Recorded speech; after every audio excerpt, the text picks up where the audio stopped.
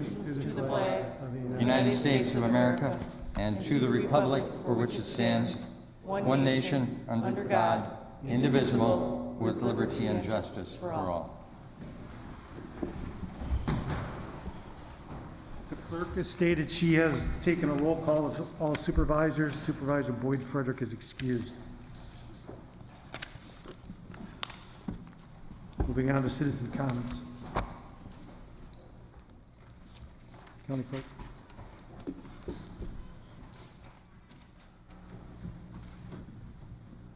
I have one citizen comment from Kevin Mathewson at 3121 72nd Avenue, Kenosha, Wisconsin. Ladies and gentlemen of the county board. Could you speak into the mic, please? Yeah, it's on. It's green, right? All right. All right, hold on one second. Let me clear everything. Try it. Okay, citizen comments from Kevin Mathewson at 3121 72nd Avenue, Kenosha. Ladies and gentlemen of the county board, I am writing tonight to voice my strong opposition to resolution number 79 as presented by County Executive Jim Cruiser. Please vote against this large power grab. The county government has 3 branches for a reason: checks and balances. Giving Jim this much authority is dangerous and not necessary. There are many bizarre provisions of this resolution that are hard to wrap one's head around. Bypassing the Civil Service Commission? Why? This is nonsense, and please vote it down. Also, during court today, I noticed that an inmate of KCDC was quarantined due to having contact with someone who had symptoms which were thought to be from someone with COVID-19. Can the county investigate this and report to the public? Thank you, Kevin Mathewson. Let the record show that we will report to Mr. Mathewson in regards to that issue. Announcements of the chair. I do not have any supervisor reports. Seeing none, supervisor reports are closed. Oh, I'm sorry. Did you have your hand up? Yeah. I'm sorry. You want to come to the podium? Yeah. Thank you. Are you going to run the mask, the video? No. Okay. There's no, what's the use? Okay. Thank you, Mr. Chairman. I realize that we don't want to get lengthy here this evening. I want to mention a couple things about Public Works. I've been in contact with Ray Arbert one way or the other just about daily, and there's a couple little items. Highway W, a lot of people have been calling and concerned about. We're about 2 to 3 weeks away for that road to be open. All existing highway projects are ongoing. We're using safety measures. Began those a long time ago.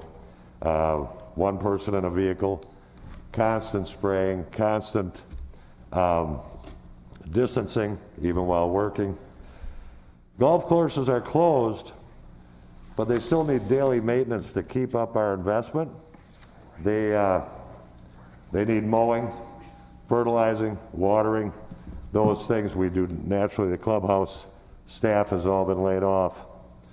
Parks are all open. Playground equipment is cordoned off, and actually we're seeing record attendance for this time of year in the county parks.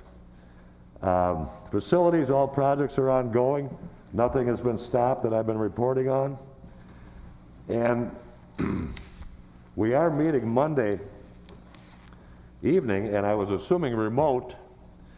I did not realize that it could be up to the chairman. I'm going to possibly pull, I'm meeting with Ray tomorrow, and pull the committee because at the county center, the main meeting room is much larger than this room with 7 people possibly the committee would like to meet.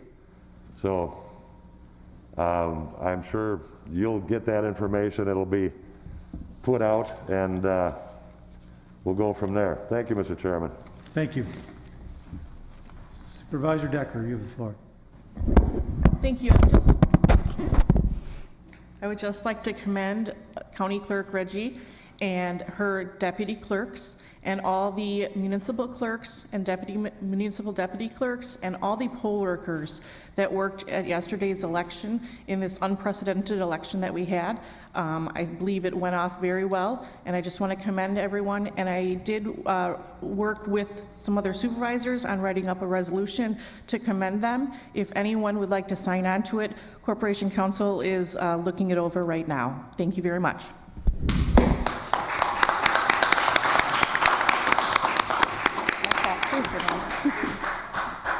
Thank you, Supervisor Decker.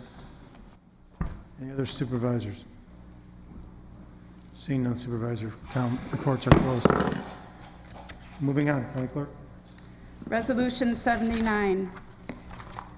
One reading, a resolution ratifying and extending the state of emergency. Yeah, yes. I know, Supervisor. State your point. The point is, I think that the reading of the resolution, consideration of the resolution by the board is out of order. It is, sir. I understand. We're not going to bring that resolution. We're moving on to the next one. I see. All right. All right. I did not realize that. Yes, sir. It was a mistake. Resolution 80, from the Finance and Administration Committee, a resolution authorizing the issuance of not to exceed $12,125,000 general obligation refunding bonds. From the Finance Administration Committee, Rose, yes. Ron Frederick, yes. Gantz, yes. Kubicki, yes. Wamble, yes. Poole, yes. O'Day, yes. Supervisor Rose, you have the floor. All right, thank you, and I would move the resolution on behalf of the Finance Committee. Thank you. I have a motion by Supervisor Rose and a second by Supervisor Frederick. Supervisor Rose. All right, thank you, Mr. Chairman and members of the board. My remarks here are the same for number 80 and number 81. Both of these resolutions authorize the sale of what we call refunding bonds. Refunding means that there are current outstanding bonds that we are paying, and that we are calling those bonds and reissuing brand new bonds for the balance of the amount due, but at a much lower interest rate. The board has done this from time to time, and it has always resulted in a savings to Kenosha County. The rates, of course, vary from day to day. The municipal bond market has been volatile recently, but we did figure that if, for example, the bonds had been sold last Friday, that the savings to the county would be approximately $300,000. The intent here is to authorize the sale. It's anticipated that it would occur around April 21st. However, if it is in the judgment of our bond advisors, Ehlers, that will not bring us a favorable result, we are authorizing them to proceed with another date. Hopefully it will result in around that $300,000 figure or better, or perhaps not quite that amount, but it will definitely result in a savings. So we're asking you to pass both of these resolutions this evening for that reason.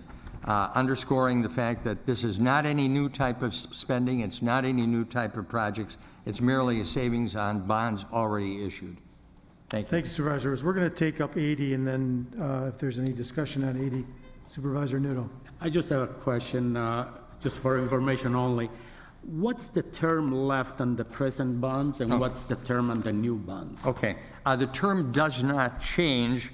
They are, and the bonds are for various lengths of time.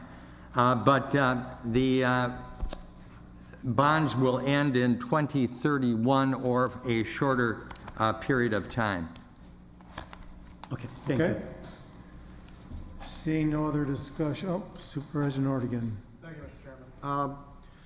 Supervisor Rose, is that $300,000 example savings that you talked about, is that a net savings, or is Yes. that a savings then minus the costs and fees that we're going to be charged by Ehlers and all that? No, that would be a net savings to the county. On this particular one that we're voting on, the A bonds, it is about, using last Friday, as the example, it would be $131,000, and on the larger B bonds, it would be 166. So we're approximately 297 to $300,000, and the interest rates, of course, will be less, perhaps in the 2% range, slightly above. Currently, on these various bonds, we're paying interest rates as high as 3.5%. And when you said that the term won't change, this is going to end in 2031, these are variety of different bonds with different end dates? Correct. For example, the A bonds here, the term is either 2031 or some of them are shorter. On the B, it is 2032 or shorter. Thank you. Okay, any other questions? Any other supervisors? No hands. All those in favor say aye.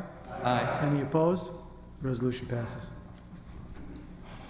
Resolution 81 from the Finance Administration Committee, a resolution authorizing the issuance of not to exceed $3,815,000 general obligation refunding bonds.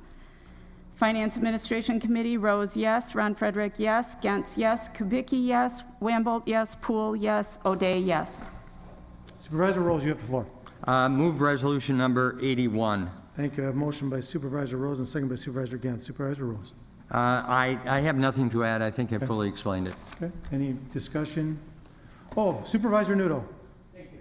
Same question as before, just basically same terms and... Correct. Everything is the same. These would end at a maximum of 2032. There's a various number of bonds, but the longest being the 2032, and the maximum, as of last Friday, interest savings is $166,000. Thank you. Okay. Any other supervisors? Seeing no hands up, all those in favor say aye. Aye. Any opposed? Resolution passes. Resolution 82 from the Finance. Sorry. It's okay.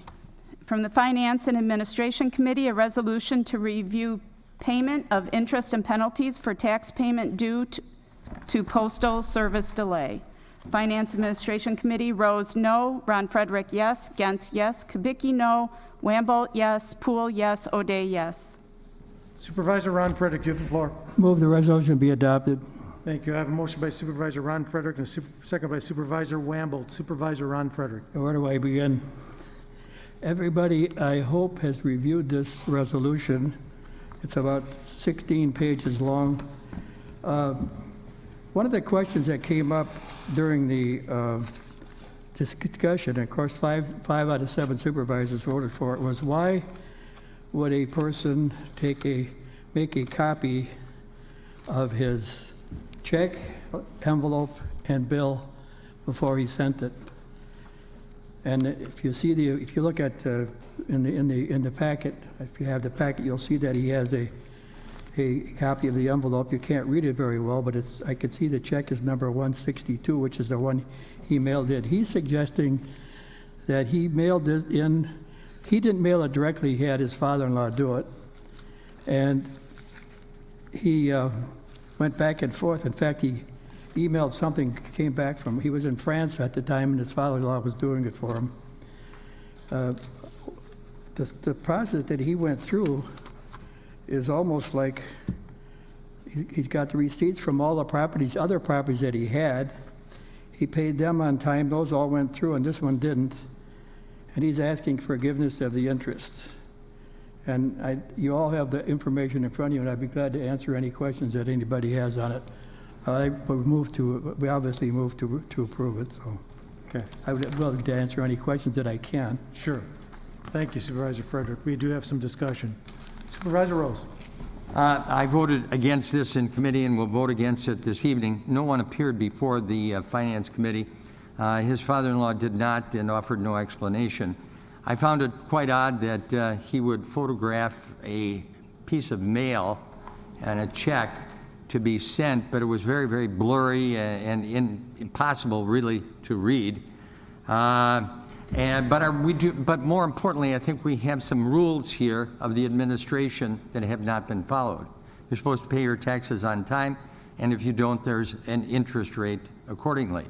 If you can establish that it's the post office's fault, you go to the post office and they write a letter of explanation. That is sufficient. He didn't do that. He didn't follow the rules. He's merely suggesting that he was in Paris and didn't pay his taxes on time, and therefore is asking for a refund. I don't see that. I think people have a responsibility to pay it on time, and that settles it. And if they don't, they know what the penalty is, and if it's the post office's fault, then you go to the post office and they explain how the mail was late that day or whatever the situation was. He didn't do that, so where do the rules go? They're just not being followed. I'd like to follow up on that if I can. Sure. He did go to the post office, and they said they had no way to confirm whether it was delivered or not because he didn't mail it or registered mail, so he had no receipt of it being mailed. I believe the man. I believe that the check mail was mailed, and that's why I supported it. I urge you to support this. Okay, thank you. Supervisor Gens. I got Thank you. Thank you, Mr. Chair. The reason I supported it is because, I mean, he's a taxpayer, he's paying 3 properties, and 2 of them were there on time, and he was out of the country. He's just asking for the interest to be waived. Whether he photographed it or not, you know, I mean, I think if he had 1 property and it was late and he tried to do this, I could understand that. But to have 3 and 2 of them come in on time, you know, I tend to believe that. And I also, with the post office, they have to know that it was destroyed or damaged or wasn't able to be delivered before they can tell you, yeah, it wasn't delivered. So, I mean, I don't know how you would go about getting the post office to do that. So that was where my logic came in on this issue. Thank you. Thank you, Supervisor Gens. Supervisor Nordigan. Thank you, Mr. Chairman. My question is, did he photograph all of the payments with all the envelopes and all that, and this is one of them that he had? Or is this the only one that he actually photographed? Because if this was sent to us... Okay, let's answer that question first. Supervisor Frederick? That was the only one that was in dispute. That's why he showed that photograph. I don't know if he did There was the other ones only or one not. payment that was late. So how did he get the envelope? He took a picture of it. His father must have taken a picture of it before they mailed it. Okay, thank you. All right. Any other supervisors? I just have one more comment. Sure thing, Supervisor Frederick. Okay, there's a communication between Annette Chumley, she's from the Treasurer's Office, and Mr. Boy, and he responds to her concern or her questions or whatever, and he says, "Thank you, Annette, for the quick chat. Please reference state statute number, and I will have my lawyer look into the context of the circumstances." He went through the state statute to find out that he could do this. I laid out below and my stellar history on time payments since I moved to Kenosha in 2005 in all my properties. As discussed, at some point, government needs to have some flexibility, especially for honest taxpayers who funds that. Below is a promise, my confirmation, and full payment as soon as I have confirmed that the check was not cashed, and stop payment. I ask that you consider waiving the late fee. It's a very sizable expense to absorb for lost mail. Thank you. So just so this body's clear, and let me be clear, Supervisor Frederick, if I'm not clear, the gentleman is asking us to waive the late fee. That's right. He's paid his taxes, so. He paid the taxes as soon as he found it was late. He didn't find out until March that it was late because the treasurer from Summers called him and said his payment hadn't been made on time. Okay. I just want this body to be clear on what's going on. Supervisor Rodriguez, if you can come up to the podium in the gallery, please. Thank you, Mr. Chair. I just want some clarification. So this individual has never been in front of the board or the Finance Committee? My understanding is no. So what brought this, who presented this? Was this Corp Counsel's office that presented this to committee? If by presented by, you mean laid out the facts, I believe, yes, it was John Moyer from our office. The gentleman in question is in Paris. He had asked whether his father-in-law should come. I think there was some question about his father-in-law's health. And so, yeah, the individual in question is not available. Asked about appearing by phone. We didn't believe that was necessary under these circumstances. Okay, and then just for my own curiosity, through the chair to Supervisor Kubicki, his reasons for voting against it?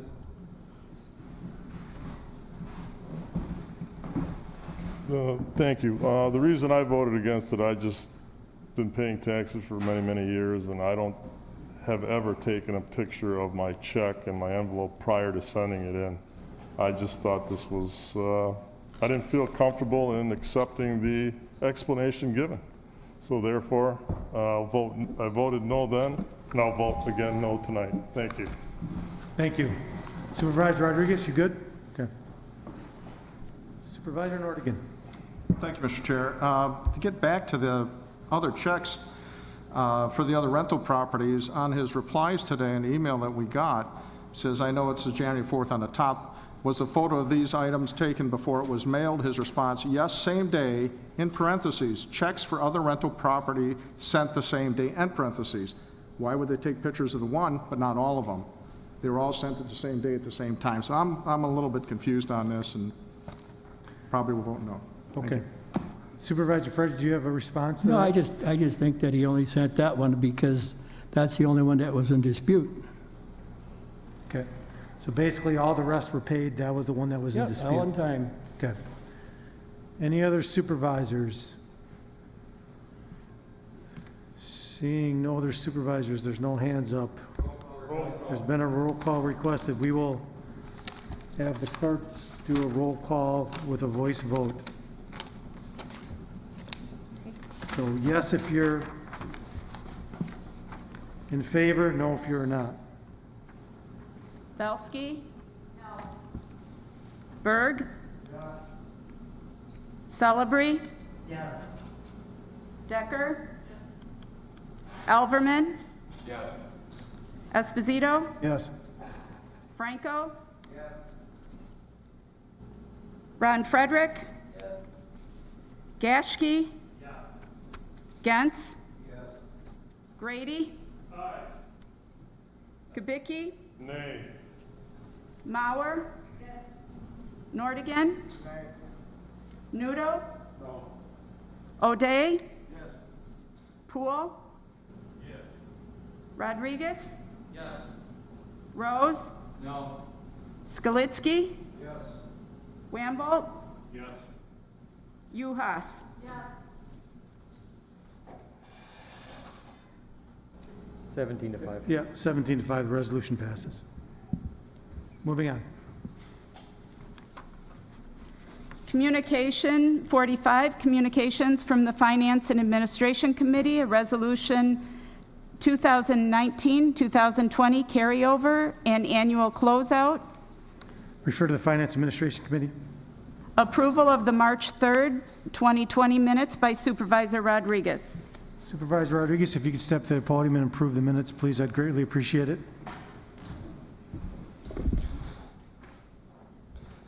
Just get my date back.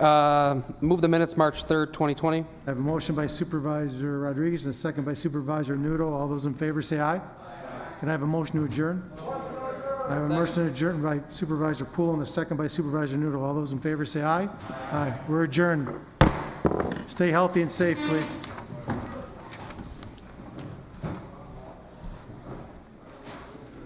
All right, we got to sign some resolutions, the financial ones.